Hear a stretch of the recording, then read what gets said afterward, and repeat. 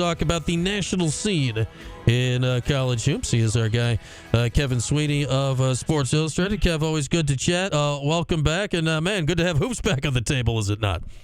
Yeah, happy hoop season. Appreciate you having me on. All right, so I'd say of early portion of the season, has anything caught your eye so far? I'd say Gonzaga just smashing Baylor the other day of the game so far has certainly been the one that's popped to me. Is it that for you, or is there anything else stood out so far?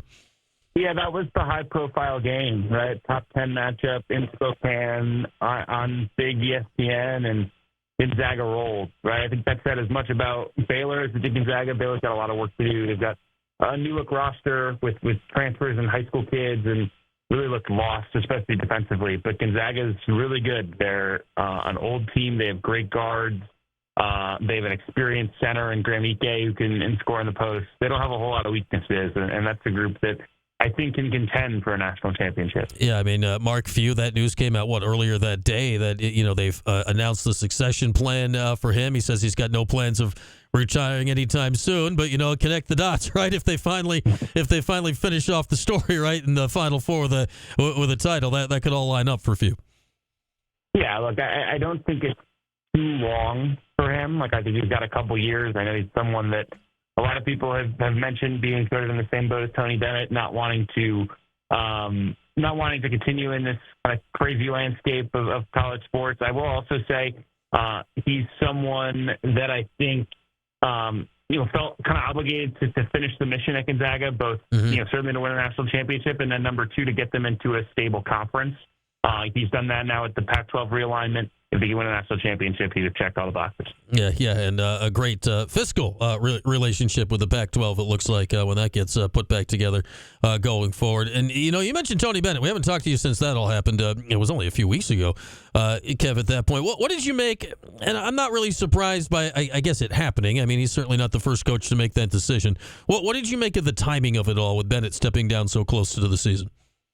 Yeah, look, I think, to be clear, I don't think Tony Bennett did this to deliberately screw his players. I know that's been a narrative out there. I've taken that as word that he felt his heart wasn't in it anymore, and that him at not full strength is not better than his staff at full strength. Now, I disagree with the latter part of that sentence. Right. I think Virginia would be better off with Tony Bennett on the sideline this year. But I think the way he views things, and he is very much kind of that he very much has that humility about him, that he felt, if I'm not all in, I need to pass the torch now, not later. And it's not a tangent. Has he been hired for a TV gig yet? I just assume he's going to pop up on my television before this season is over. I haven't seen anything. I will say I think he'll be very involved, whether it's TV, whether it's behind the scenes helping coaches. I think he's still going to be invested in college basketball, even if he's not working in it day to day. Yeah, he's only 55, I think it is, so he's got certainly plenty of time left to do whatever he wants. He's made the money. He's won a title. He's in a great spot to do whatever he wants or doesn't want to do in the game at this point. We got Kevin Sweeney from Sports Illustrated with us. We're talking college hoops, and one of the big storylines all season long, until it is no longer a possibility, right, is going to be UConn's chase for 3 in a row. How is this team shaping up this year for Dan Hurley?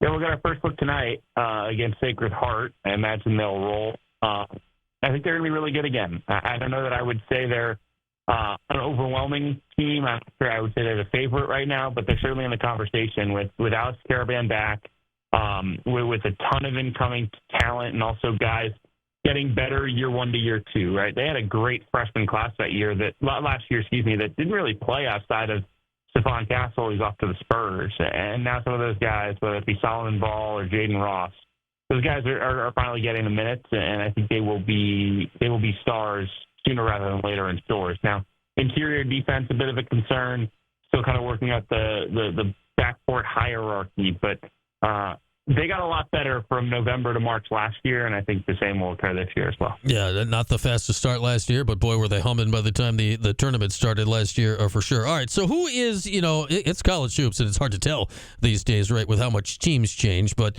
here on November 6th, who is your title favorite or shortlist? We know Kansas is preseason number 1, Alabama's loaded, UConn's in the mix. Who's popping to you early in the season, Kev? Yeah, Alabama would be my number 1. I think their talent is just ridiculous. They have absurd depth. They have high-level guards, and now they have a big in Cliff Omori from Rutgers. I think Houston will be right in that conversation. They're dominant defensively. Won the Big 12 a year ago. I think they'll do it again this year. Beat out Kansas for that crown.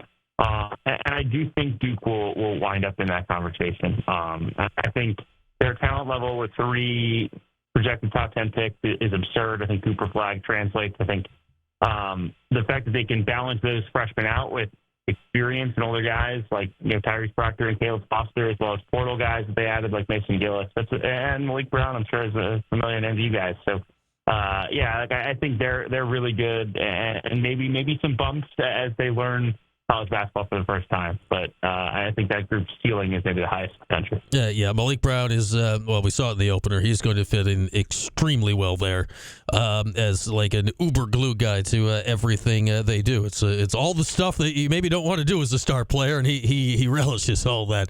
It's one of those ones that really stunk to lose out of the portal. You mentioned Flag. Like, he had an excellent opening game the other night against Maine, where his brother's actually going to be playing coming up in the future. Go figure. How good is this guy? Like, is he a generational level talent here, Kev? Is that what we should expect from this guy this year?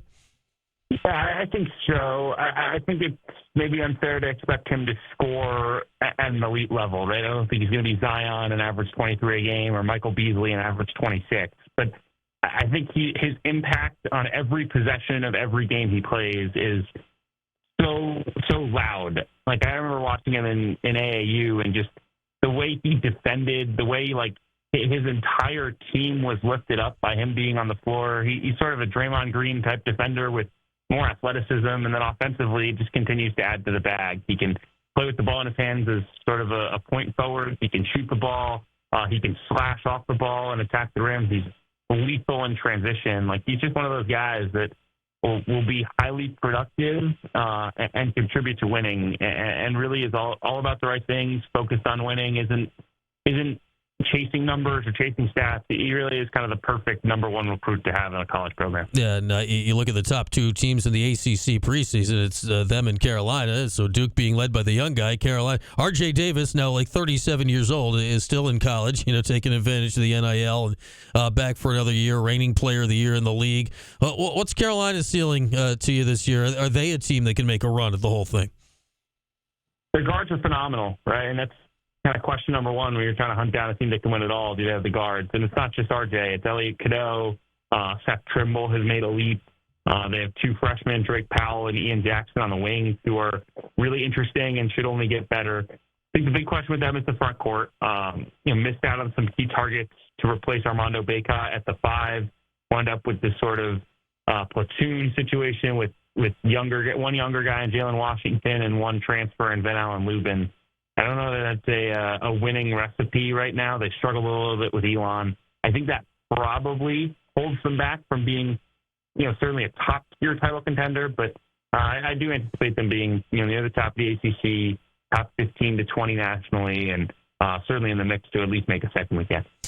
So that's the top of the ACC. Preseason top 25, that's also the entirety of the ACC. There's not a third team that's ranked preseason. What do you make of the league this year? Is that, people have no idea, lack of respect, or do people really think there's nothing besides those 2 in the league this year?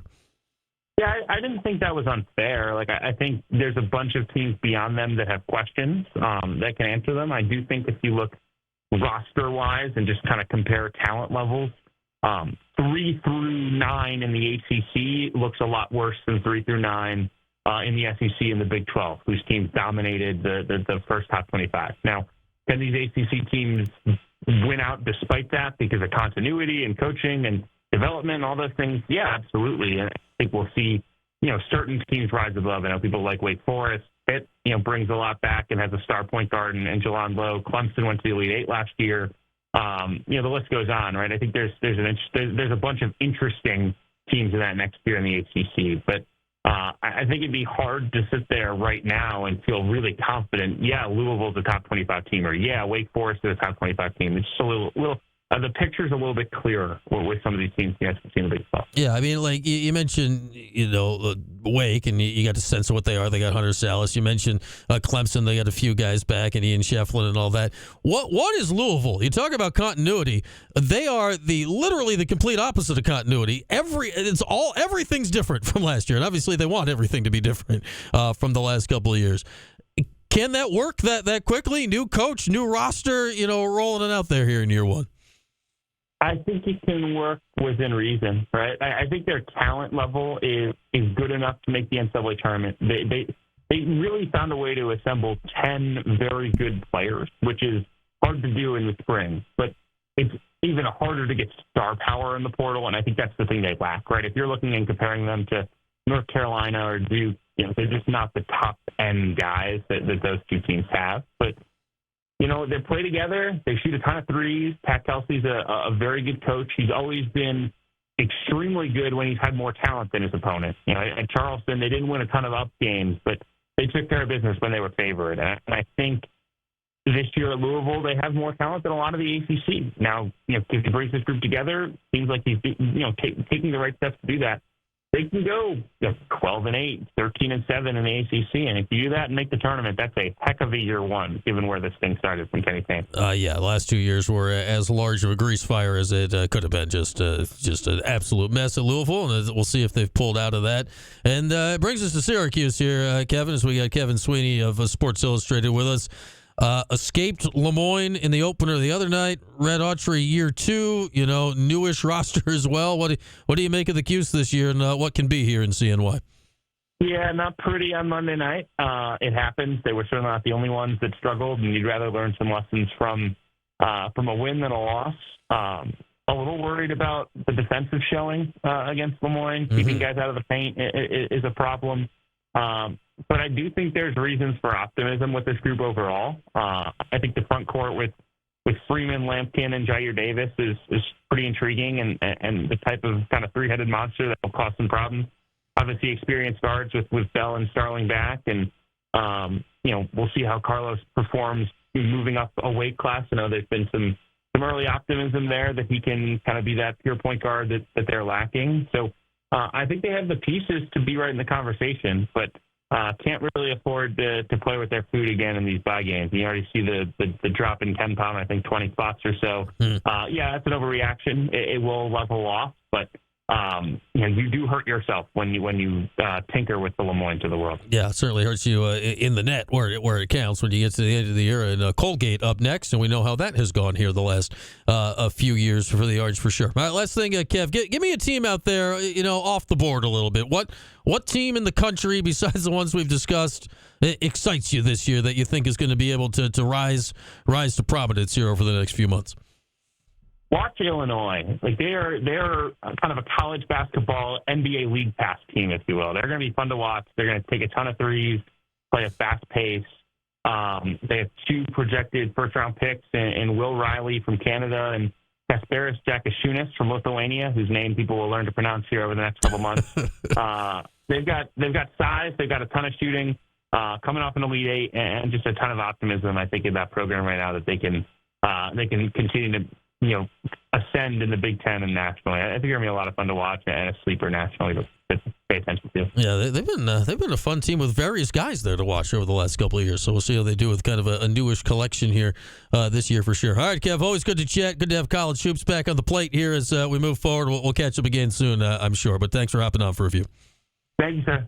All right, there he goes. Our guy Kevin Sweeney, Sports Illustrated college basketball writer. Always good to get the national scene with Kev. We'll check in with him time to time throughout the season this year.